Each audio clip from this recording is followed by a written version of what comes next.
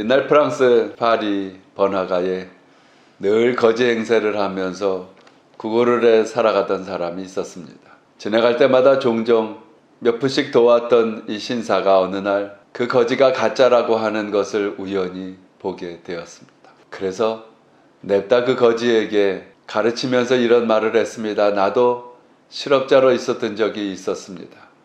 그러나 폐지라도 주워가면서 그렇게 살다가 지금은 이러한 폐지의 큰 사업을 하게 되었다고 이런 말을 합니다. 그 다음날부터 그 거지는 그 장소에서 만날 수가 없었습니다. 한 10년쯤 지났을 때에 이 10년 전에 거지를 도왔던 이 스스로 어려운 속에서 있다가 제지공장으로 성장한 그 사업장에 한 사람이 찾아왔습니다. 연거푸 고맙다는 표현을 하면서 이렇게 말을 합니다. 10년 전에 기억하십니까? 제가 번화가 어디에서 거지 행세를 하다가 선생님이 말씀해 주시는 그 교훈으로 깨닫고 그날부로 시작을 해서 지금은 50명의 이 일하는 사람들을 둔 서점을 큰 책방을 하고 있다는 말을 전해 주었습니다. 그렇습니다.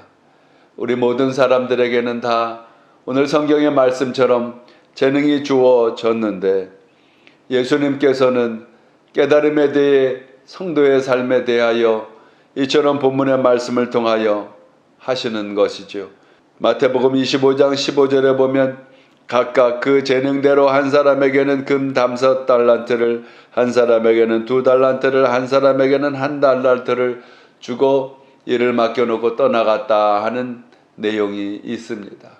모든 사람에게 다 재능이 주어졌다는 사실입니다.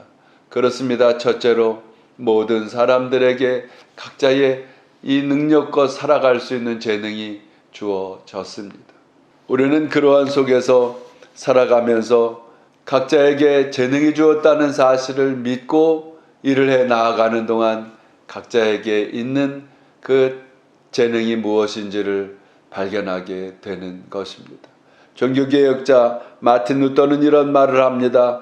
모든 직업은 하나님께로부터 주어졌다고 선언을 하면서 그래서 직업에는 빈부 귀천이 없다는 말을 합니다. 이 말을 들은 한 구두방 영감님이 그때로부터 해서 그래 맞아 이 재능은 하나님께서 내게 주신 거야 하고는 열심히 살아가던 어느 날입니다. 지역에 있는 한 부잣집 영주가 찾아와서는 신발을 하나 맞춘다고 했습니다. 그래서 사이즈를 재가면서 만들 준비를 하고 있는 이 구두방 영감에게 영주가 시시콜콜이 이것은 이렇게 하고 저것은 저렇게 하고 이야기를 해 거기에다 대고 이 구두방 영감님은 핀잔을 주어 가면서 이 재능은 하나님께서 내게 주신 것이요. 그 사실을 믿지 못하면 다른 데 가서 신발을 만들라고 말이죠. 그렇게 이야기를 했다는 것입니다. 자기 사업에 관하여 자기의 직장 생활들 속에 지금 현재 하고 있는 일들 앞에서 때로는 피곤하고 때로는 마음이 안 드는 부분도 있겠지만은 하나님께서 내게 재능이라고 하는 것을 주셨기 때문에 그것으로 인해서 우리는 일들을 감당할 수 있다라는 사실을 믿고 임해야 하는 것입니다. 둘째로 그 재능이라는 것은 반드시 선용돼야 한다고 하는 것입니다. 있는 힘을 아름다운 것에 선한 것에 사용을 하게 되면 좋은 결과를 맺게 되는 것이죠. 또 운동선수가 될 수도 있습니다. 머리도 IQ가 높고 특별한 재능을 가진 사람들은 그 좋은 머리로 번뜩하는 여러 가지의 일들을 해낼 수가 있다라고 하는 것입니다. 손재주가 좋은 사람은 그것으로 인해서 남들이 생각하지 못한 발명품들을 만들 수도 있고 결국 선용하는 것에 아름답게 쓰임 받는 것에 우리 각자의 하나님이 주신 그 재능은 의미가 크게 있다라고 하는 겁니다. 일본에 한 사상가가 있었습니다. 그는 자기 자신을 파악하고 말하기를 나는 싸움의 기질이 있다, 거친 기질이 있는 사람이다. 그도 그럴 것이 노상 그 주변에서는 싸움이 그치질 날이 없는 것입니다. 그랬던 그가 예수님을 믿게 됐습니다. 그럼에도 불구하고 그 기질이 변하지를 않는 겁니다. 어느 날은 기도를 하다가 문득 생각난 것이 내게 있는 이 기질을 대의를 위해서 사용을 하자 하고 생각을 하게 되었습니다. 그때로부터 그는 주변에 있는 노숙자들과 많은 어려움 가운데 있는 사람들을 이끌어 가면서 불합리한 사회 구조들을 바꾸어 가며 가난하고 힘겹게 사는 사람들의 이러한 법적인 문제들을 정부와 함께 발맞추어서 나아가는 그러한 지도력을 발휘하게 됐다는 이야기입니다. 성경에도 보면 베드로와 같은 기질을 가진 사람이 있습니다. 모든 선한 일이라고 하는 일들 앞에 앞장서서 나가는 그 베드로의 기질이지만은 그는 선하지 못한 일에도 또 그 기질 때문에 앞장서 나아갔던 이러한 인물입니다. 그러나 어느 날 성령님께서 임하게 되자 그의 기질은 복음을 증거하는 것에 귀하게 쓰임받게 되었습니다. 기질이 되었던 아니면 그에게 담겨져 있는 재능들이 되었던 하나님께로부터 주어진 것인데 이것이 선한 일들을 위해서 쓰임받게 될 때에는 아름다운 결과를 맺어온다고 하는 것이죠.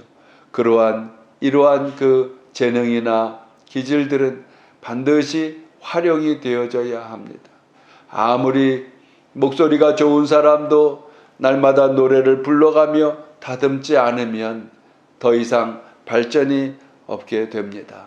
모든 그 재능의 부분들이 다 그렇습니다. 반드시 활용될 때에 이것은 성장하게 되고 좋은 것들을 자꾸 발견을 스스로 안에서 해 나아가면서 크게 쓰임을 받을 수가 있다라고 하는 것이죠. 옛날에 아주 심하게 아끼고 과도히 아끼는 구태서의 영감이 있었습니다. 어떻게 하다가 실수를 하는 바람에 이 원념 앞에 끌려갔다고 합니다. 그에 대한 잘못된 그 벌칙으로 100대의 매를 맞을 것인지 아니면 100개의 양파를 먹을 것인지 아니면 벌금을 낼 것인지 그런데 매를 맞자니 아플 것 같고 벌금을 내자니 아까워서 이 구태서의 영감은 도저히 이걸 할 수가 없었습니다. 그래서 100대를 맞겠다고 생각을 하고 나서는 한 대, 두 대 맞아가는데 그만 40, 50대를 맞고 난 뒤에 더 이상 맞을 수가 없어서 차라리 말이지 양파를 먹겠다고. 양파를 먹는데에도 결국에는 그 양파를 다 먹지 못하고 벌금을 냈다고 하는 것입니다. 무슨 말입니까? 자기에게 갖고 있는 것을 선용하는 그 길들로 특별히 오늘 말씀을 통해서는 각자에게 주어진 그 재능들을 믿음을 갖고 잘 사용을 하면서 내게 주신 그 재능을 발견하고 또 이를 위해서 발전해 나아가는 과정들 속에 하나님께서는 이 우리를 통하여 영광을 받으시는데 이것이 바로 성도의 삶 가운데 깨어 있어야 하는 이유가 되는 것입니다. 예수님 다시 오시는 그날까지 깨어서 자기에게 있는 하나님께 주신 그 재능을 마음껏 활용하여 아름다운 열매를 맺혀 나아가는 오늘 되시기를 주의 이름으로 축원드립니다.